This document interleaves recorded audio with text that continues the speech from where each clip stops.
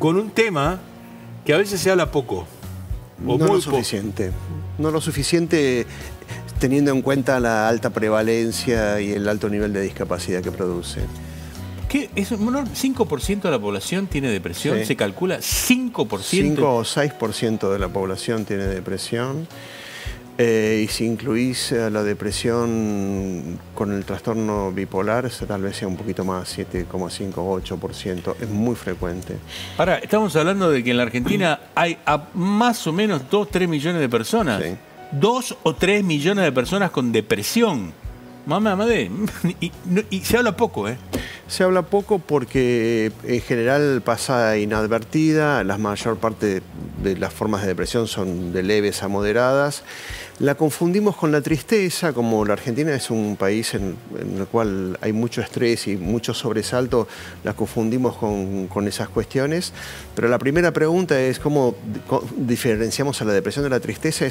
La tristeza siempre tiene una explicación, tiene una causa, uno está triste por algo concreto.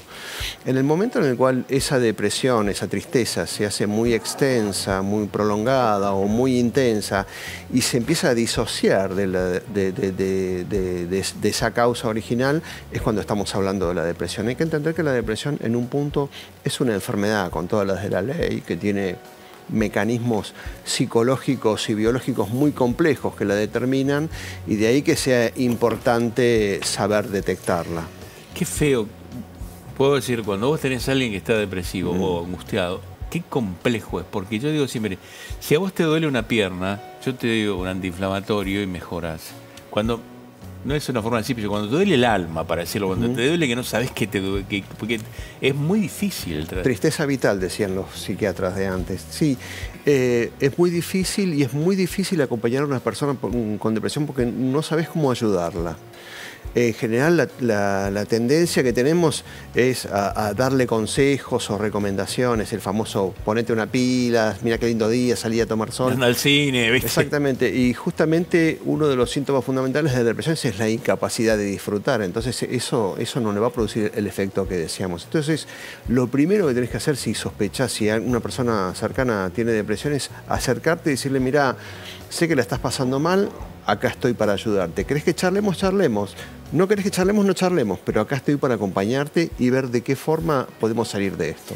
Es muy importante lo que está diciendo Marcelo. Si vos tenés un amigo, un familiar. Un familiar, un amigo, sí. Que está mal, porque eso es habitual. Tal cual. Uno tiende, le sale decir, che, no puedes estar así, anda a hacer actividad física. Y él no lo puede hacer.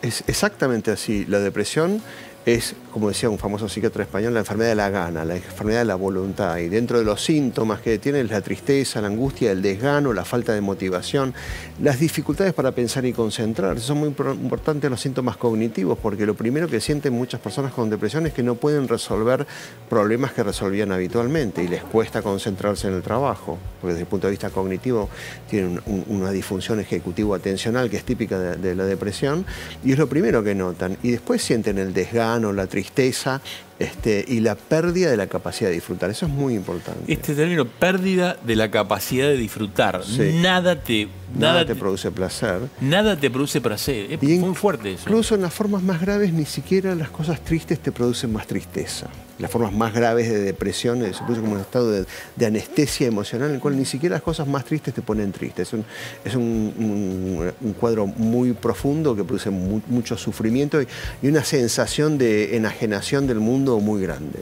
¿Todas las depresiones son iguales? No son todas iguales, y hay que entender que hay depresiones que son más comunes, que tienen los síntomas característicos, pero la depresión puede adquirir con la gravedad algunos síntomas llamativos. A veces en las personas, en los adultos mayores, la depresión puede presentarse como una especie de demencia, donde lo más ostensible son síntomas cognitivos, trastornos de memoria. Y cuando vos estudias a la persona, no tiene ningún trastorno orgánico, y a eso llamamos pseudodemencia depresiva. La depresión puede presentarse con síntomas graves, melancólicos, en los cuales hay mucha inhibición y la persona está profundamente enlentecida, ¿sí? Y eso llama la atención porque es un cuadro muy extraño. O sea que las personas mayores talento en su accionar. Puede ser en personas jóvenes también la melancolía. Es un profundo enlentecimiento psíquico, cognitivo y motor. La inhibición motriz es una cosa que llama la atención. La depresión puede tener síntomas psicóticos. Las personas con depresión pueden tener ideas raras, ideas de ruina o de culpa. Se echan culpas que vos decís, no tenés nada que ver con esto que estás hablando, y esto es un síntoma de la gravedad de la depresión. Y por ahí quiero resaltar eso. Sí. Sienten culpa inapropiada.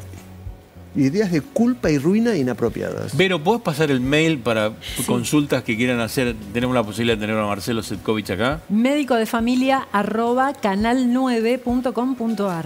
Melancolía, enlentecimiento, culpa, síntomas que uno no los pone a par con la depresión. No, pero son típicos de la depresión cuando la depresión se pone más severa. Y a veces la persona no lo manifiesta, pero esquiva de hablar de ciertos temas y asume una actitud de retiro, de escabullirse de la vida, y tiene que ver con esto. Y frecuentemente la depresión puede ir acompañada también de síntomas hipocondríacos. A veces la depresión se presenta con quejas físicas. Tengo problemas digestivos, tengo problemas cardiovasculares. No es raro que vaya precedida por crisis de pánico, que es como un heraldo psiquiátrico en específico que aparece antes de muchas condiciones. A veces la depresión es muy ansiosa. A veces es inhibida, pero a veces es ansiosa. ¿Te das cuenta que es todo un grupo? Pero lo que pasa es que muy probablemente el que esté ansioso no te vaya a consultar a vos por depresión. No. Y cuando no te vas a dar cuenta. Exactamente. Porque la ansiedad y la depresión comparten un fenómeno psicológico de afrontamiento muy típico, que es la rumiación. Para. ¿Cómo? La rumiación, esta tendencia a cavilar sobre un problema sin resolverlo permanentemente y que no podés sustraerte a ese problema, y cuando te das cuenta, esa rumiación es o un síntoma, un cuadro de ansiedad severo, que es característica de la rumiación, la cavilación permanente, el hacerse un mundo por los problemas, o típico de la depresión, rumiar sobre los problemas y decir, pero esto no es un problema, esto no es así, no se justifica que este problema te tenga tan afectado. La gente se sienta, te va a ver y ¿cuál es la consulta más frecuente que te dice? Porque el que esté ansioso no te va a decir, no vengo por depresión. El tipo que viene con la persona que viene con una pelota en la boca del estómago y que está angustiado, preocupado y tiene esa angustia inmanejable, ahí te va a ver. Lo que mueve a las personas a consultar es la angustia, porque la angustia es el síntoma más terrible de la depresión, es una sensación, viene de oprimir, angustia, es una sensación en el pecho que a veces lo primero que piensan es que están teniendo un problema cardíaco, porque a veces se confunde con una precordalgia que tiene que ser investigada, y la angustia es el síntoma fundamental de la depresión y que el que más sufrimiento produce. Ahí tu problema es el siguiente, de saber si es una angustia que puede ser por una tristeza pasajera o si realmente estamos ante un trastorno mental como la depresión. Ese es un grave problema. No problema, sino es un diagnóstico médico. Ahí es de donde viene el trabajo del médico, y se sienta igual que vos con tus pacientes, pues bueno, a ver cómo es la angustia, en qué contexto. Siempre la depresión a veces tiene un disparador, pero lo que nosotros decimos es que se independiza de ese disparador, y ya la gravedad o la duración sobrepasan eso. Entonces hay que hacer minuciosamente un diagnóstico y diagnósticos diferenciales y ver en qué contexto ocurre esa depresión. Dijiste algo muy importante que es la rumiación, el hecho que te dé vuelta constantemente la misma historia y no podés salir de ahí, ¿no? Es una cosa increíble. Sí, es una mala forma los psicólogos cognitivos dicen, es una mala estrategia de afrontar los problemas, la rumiación. O sea, como el perfeccionismo, también es una forma mala de resolver los problemas. Y eso produce mucho malestar, porque lo que se ha observado últimamente es que antes pensábamos que era un síntoma más. Hoy algunas líneas de pensamiento en el campo de la psicoterapia cognitiva piensan que la rumiación genera más malestar. Claro. Y la tendencia a rumiar es un parte del tratamiento psicoterapéutico, por ejemplo. Cuando usted dice la rumiación, ¿es el pensamiento rumiante o personas que expresan, digamos, con palabras algo y no pueden salir de esa situación? Es un pensamiento que a la vez suele expresarse, y lo vas a notar cuando la persona te vuelve a plantear el mismo problema. No, pero ¿te parece que hice bien? Porque yo le dije a mi jefe que yo no había podido resolver este problema. Sí, ya lo dijiste, tu jefe te dijo que está todo bien. No, pero por ahí él se queda pensando y vuelve sobre lo mismo. Puede ser mental o puede expresarlo verbalmente. Seguro que vos estás en casa y te estás pensando, che, me está pasando esto, no me está pasando esto. Una de las cosas que más me impacta a mí sobre la depresión es la pérdida del disfrute. Sí, la anedonia. La pérdida de que nada te viene bien, nada te da placer. Siempre hacemos la misma pregunta. La persona lo primero que nota que deja los hobbies. Mire, doctor, él todos los jueves jugaba al fútbol con los amigos. Hace como 6 meses que no va a jugar al fútbol con los amigos y jamás se perdía el papi fútbol de los jueves. Y le pregunto, no tengo ganas. Todo esto empezó así. El primer síntoma fue, dejó de ir a pescar, dejó de ir a jugar al fútbol o al tenis con los amigos, o dejó el ajedrez. Dejan las aficiones, las cosas que... Porque perdés la capacidad de disfrutar y después vienen el resto de los síntomas. Que es muy duro lo que contás. ¿Qué relación hay con el estrés?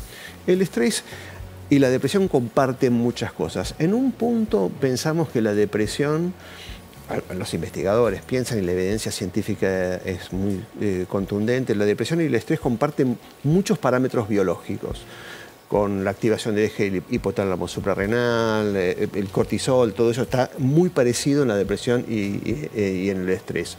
La activación de las citoquinas proinflamatorias, son una serie de cosas que son compartidas entre la depresión y el estrés. Por lo cual muchos piensan que la depresión es como una respuesta de estrés distorsionada o que se ha descarriado y que se instaló y que no revierte.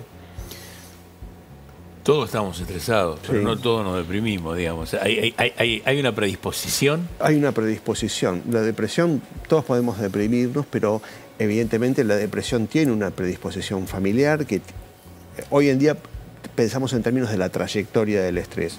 Sobre la base de una predisposición genética, hay algunas formas de depresión, como la depresión del trastorno bipolar, que es muy genética. Sobre la base de una predisposición genética, hoy en día sabemos que los eventos vitales estresantes, el trauma infantil, la negligencia emocional, entre las carencias precoces, son determinantes de desarrollo de depresión en la vida adulta. Tal vez te sentiste reflejado por algún dato que dieron los pacientes, ¿no? Es clarísimo, me quedé con la señora de los calcetines, porque una de las cosas que las personas te dicen cuando están con una depresión grave es, doctor, no puedo ni bañarme todos los días, me cuesta cambiarme la ropa, levantarme, asearme, es muy característico. Y me parece lo más importante es los testimonios en primera persona. Está demostrado que son el estímulo más potente para que la gente no se sienta estigmatizada por la depresión, porque la depresión es una enfermedad estigmatizante, la gente te hace sentir culpable o responsable o como si fuera una elección, y es la mejor forma de lograr que la gente busque ayuda. ¿Viste lo que dijo ahí? Yo tengo el derecho, ¿por qué no voy a tener? Vos estás depresivo y yo te digo, ¿por qué no tenés el derecho a estar así? Tenés todo. Tenés todo, tenés salud, tenés plata, tenés tus hijos vivos. Y eso no a la persona que está con depresión, el efecto que le produce ese tipo de señalamiento es terrible, porque la persona se siente aún más sola e incomprendida. El tipo no entendió lo que le estoy diciendo, me dice que tengo todo, y justamente lo grave de lo que me pasa es que tengo todo, no tengo nada que justifique que yo me sienta así y no puedo evitar sentirme así. Dos mitos que para mí son: ¿la depresión es una debilidad? No, bajo ningún punto de vista. Nos gusta pensar que la depresión son más heridas de guerra que debilidad, heridas de batalla. No es una debilidad, es una enfermedad como cualquier otra que se produce sobre la base de predisposición y que tiene que ver con los eventos vitales estresantes, pero bajo ningún punto de vista podemos decir que es una debilidad. Otro mito es: se supera porque con fuerza de voluntad o no tenés voluntad para salir, ¿no? No, la depresión es la enfermedad de la voluntad y la voluntad está severamente afectada en la depresión, entonces necesitas ayuda. Hoy en día, afortunadamente, hay ayudas médicas, psicológicas muy eficaces y hay toda una gama de recursos antes de la intervención médica y psicológica que son útiles, que tienen que ver con el acompañamiento, con la familia, con la actividad, con tratar de activar. Hay todo en las formas más leves de depresión, hay una serie de intervenciones que no son médicas, que son sumamente eficaces. Y después hay técnicas psicoterapéuticas muy útiles y después en las formas más graves hay tratamientos médicos sumamente efectivos. En los adolescentes, lo remarcaste vos, que es muy importante la depresión en la juventud, ¿no? Es muy importante la depresión en la juventud porque frecuentemente la depresión en gente joven, si bien la adolescencia es un momento de cambio y es un momento en el cual estar abatido o deprimido o hacerse problema por algunas cuestiones es normal y fisiológico, y es bueno que sea así porque forma parte del proceso de maduración del ser humano. Es normal que el adolescente se preocupe. También sabemos que la adolescencia es un momento de inicio de algunos trastornos mentales severos, y la depresión en el adolescente nos preocupa porque a veces, no en todos los casos por supuesto, pero a veces es la forma de debut de la depresión en el contexto del trastorno bipolar, por ejemplo. Es muy frecuente. Ahí hablaste mucho de cuál es la relación entre la depresión y el trastorno bipolar. La depresión es el trastorno bipolar es una condición caracterizada por las oscilaciones del estado de ánimo. Y en términos generales pensamos que son personas muy cambiantes. Bueno, son personas muy cambiantes, pero en este trastorno que tiene episodios de depresión y episodios de euforia, de exaltación, lo que es más frecuente y duradero es la depresión. El trastorno bipolar se presenta a la consulta como depresión. Entonces es trabajo del especialista decir, ojo, que esta persona que me consulta por depresión en realidad puede tener un trastorno bipolar, porque el tratamiento es profundamente diferente. Vos, quiero de un minuto... sí, Vero, ¿ibas a preguntar algo? No, justamente iba a hablar, cuando habló de los adolescentes, me preguntaba si ahí se puede detectar recién el inicio y no antes. Digo, ¿niños deprimidos puede haber o no? Niños, los niños se deprimen. Sí, los niños se deprimen, por supuesto, y aunque parezca mentira, la depresión y el trastorno bipolar, Verónica, puede empezar en los niños, sí. Eso es muy importante tu pregunta, porque hay una tendencia a decir los niños no se deprimen, no, los niños se deprimen profundamente. Qué buen tema, Vero, buenísimo. Sí, y la depresión en los chicos nos preocupa mucho porque ahí hay un riesgo inmanente que son las fantasías de muerte, y sabemos que en chicos jóvenes las causas vinculadas a la depresión son muy frecuentes. Hace poco salió una nueva edición del famoso estudio de las cargas globales de las enfermedades. Se publicó hace poco los datos de 2019, y en 2019 se calcula que había casi 400 millones de personas de entre 3 y 15 años con algún trastorno mental, de los cuales la depresión es el más importante. ¡Qué bárbaro! En el mundo, ¿no? O sea que hay que estar muy atento a los niños. Muy atento a los niños, porque los niños sí se deprimen, definitivamente. Claro, ¿y qué pasa? ¿Esto pasó siempre o pasa más ahora? Pasó siempre, vos sabés que pasó siempre, lo reconocemos más ahora, y durante mucho tiempo pensamos en hipótesis más de índole psicológico, pero entendimos que hay algunas formas más graves de depresión que pueden empezar en la infancia y que requieren un tratamiento muy específico.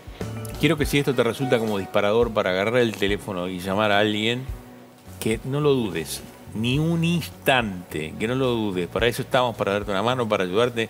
Marcelo empezó la charla diciendo, hay que tender una mano. Y es real.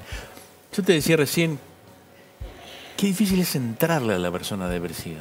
Es muy difícil porque el mundo se ha cerrado y se ha volcado, está volcada a su sufrimiento, y es muy difícil entrarle, y es muy difícil generar lo que uno siempre quiere lograr en un paciente, es la esperanza en la recuperación. Es muy difícil.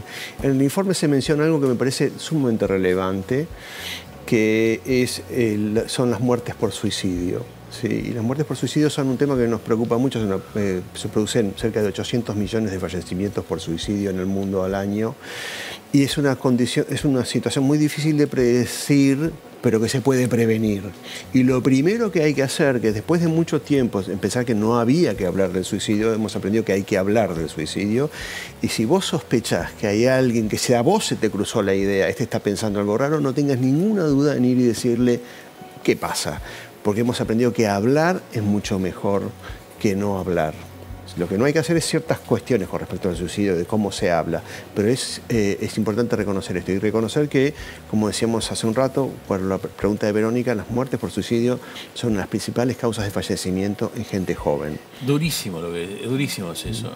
Prevención de la depresión, ¿tenés esto de... ¿hay alguna manera de relaciones sociales? Sí, una vida sana, sin lugar a dudas, previene. Es una de las cosas que sabemos que previene. El informe sobre la danza, que es muy importante, es una de las La actividad física es una de las cosas que sabemos que definitivamente previenen. Los datos del Instituto Cooper, por ejemplo, demuestran, entre todas las cosas que vos conocés mejor que yo, que una de las cosas que previene la actividad física regular es la depresión. Entonces, en personas que están en recuperación por depresión, cuando la depresión se los permite, la incorporación de la actividad física regular es una de las cosas que más estamos trabajando porque tiene un efecto farmacológico sobre el estado de ánimo, la depresión. Te hago la última pregunta, unas últimas, es las nuevas tecnologías, la inteligencia artificial, ¿pueden darnos una mano con esto? Sí, nos van a dar una mano.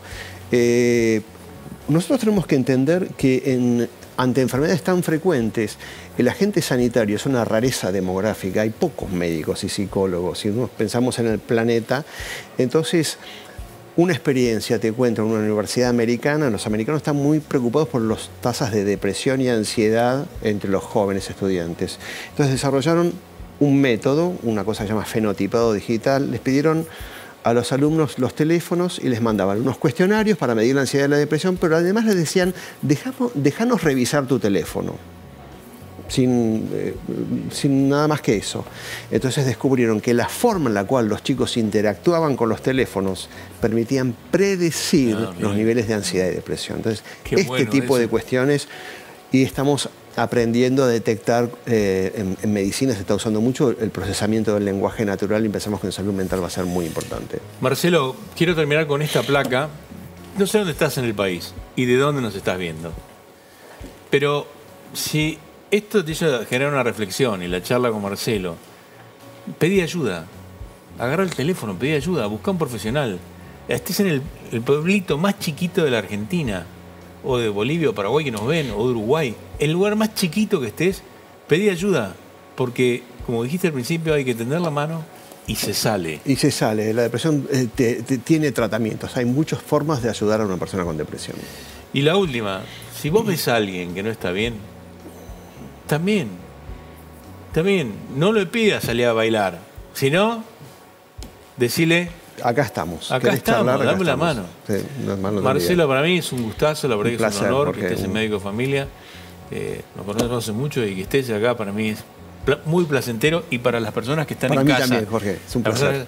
Es director de INECO. Director médico de INECO. Director médico de INECO, una de las instituciones más importantes en psiquiatría y en psicología que tiene la República Argentina. Muchas gracias, Marcelo. Muchas gracias. Muchísimas gracias. Vamos a algo que me pertenece a mí un poco más, que es el tema del colesterol.